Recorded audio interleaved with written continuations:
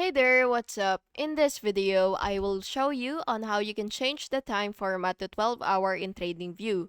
This is useful if you prefer AM/PM format instead of the 24-hour format because it makes charts easier to read. So yeah, make sure that your TradingView plan is active or you have the free version.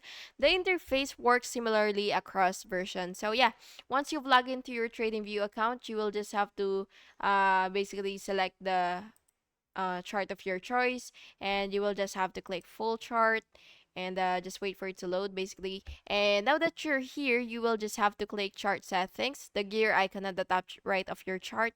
So once you're here, you will just have to select scales or scales and lines. And now that you're here, you will just have to scroll down a little until you see time hours format. So what you will have to do is you will just have to choose 12-hour, and then you will just have to select OK.